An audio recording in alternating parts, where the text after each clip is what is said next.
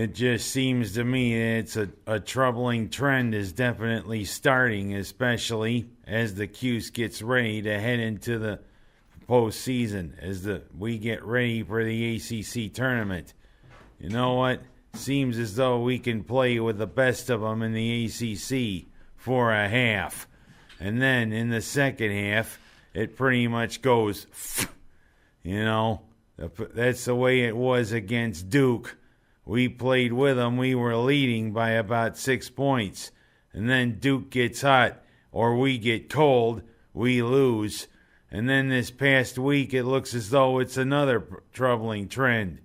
We can play against two of the best in the ACC, and then in the second half, it all goes south. Yeah, first, North Carolina. Of course, there was a huge discrepancy with playing the Tar Heels when it came to free throws. And I mean, they had all those free throws, almost setting a record. But whatever. We did hang with them down in Chapel Hill, but wound up losing 93-85. Then we go to Winston-Salem, and we took care of business against those Demon Deacons.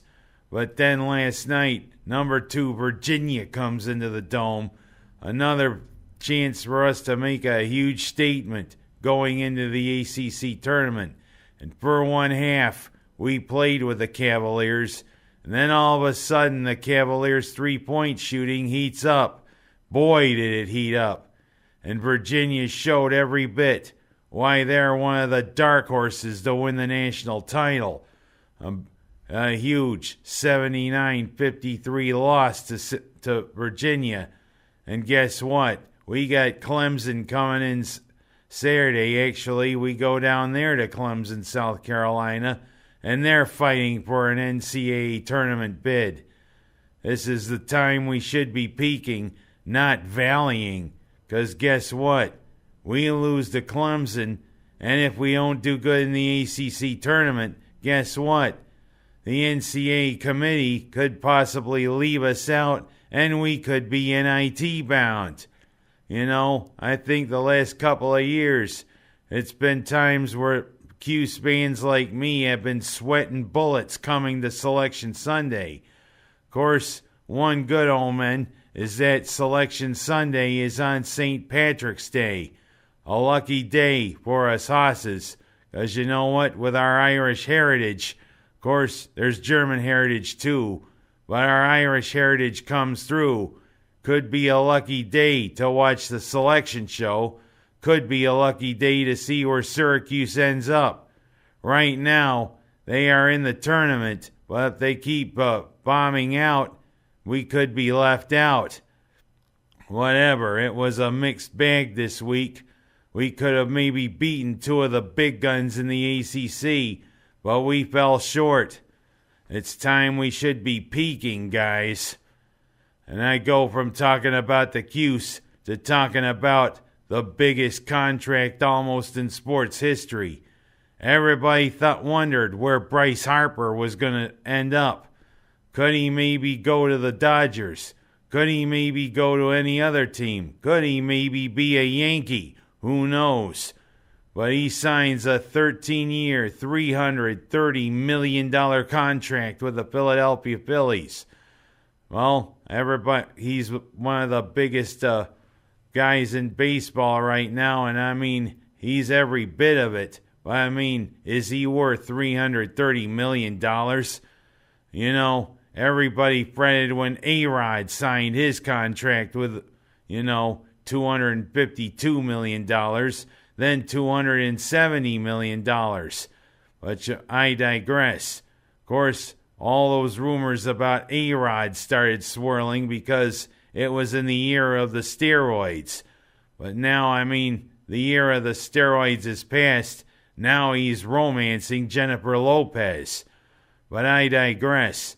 Bryce Harper, is he really worth $330 million? And who's to say in about 2 years when Mike Trout becomes a free agent? He right now is playing for the Los Angeles Angels, but who knows? Could he be joining Harper there with a boatload of money there in Philadelphia? Or could Mike Trout maybe be going to the Yankees? Who knows? Of course, the Yankees are betting on Troy Tulowitzki to go back to his pre-injury form. He already showed that by hitting a home run in spring training. But I digress. Big investment. Especially since they said for a couple of seasons the Dodgers offered Harper $45 million. We'll see what happens. Good luck there in Philadelphia, and kudos to you, Harper, for not choosing Roy Halladay's number, especially because he's about to go into Cooperstown. God rest Roy Halladay's soul. I'm going to go from talking about that to talking about the San Francisco Giants CEO. Seems as though Larry Baer has a little problem with domestication, if you know what I mean, as apparently he's come under big fire for that whole thing with his wife there. And he says, oh, she lost her balance while holding the phone or whatever. You know, I've heard all these bad excuses before. Sure looks as though there was a little bit of a fight gone too awry there, Mr. Baer. Yeah, you helped bring the San Francisco Giants back to prominence, including a couple of World Series titles. But you know what? You don't do that to women, especially your wife. What's the matter with you? Yeah, step away for a while, 'cause you know what? We don't need people like you around. 'Cause hey, anybody that does violence toward women is a pfft in my book. And thing is, get yourself under control or maybe resign. Resign control. You know, that was disgusting. We don't need to see that. And last but not least, I'm going to talk about what's going on tonight. Apparently there will be a public forum at the Seneca Falls Community Center for the historic Huntington Building. There's been a lot of debate over what's going to happen to it, because Peter Koch, the former auto dealer, is the owner of the building. He wants to demolish it and maybe put up a super gas station. Like we really need another gas station. You know, of course, one has to wonder why there's two Circle K's. One without any gas pumps. But I digress. It's a historic structure. It was built for the home of the National Yeast Company back in 1871. And of course, for many years, Peter Koch let his cat meow down there on Fall Street before he retired and James Provenzano moved in with his dealership, which is now moved out to be by Del Lago.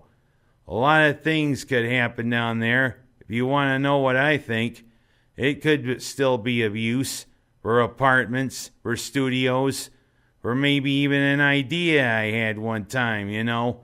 If you want to increase business in Seneca Falls, maybe put in a couple of niche things, especially with the explosion of breweries around here and brew pubs.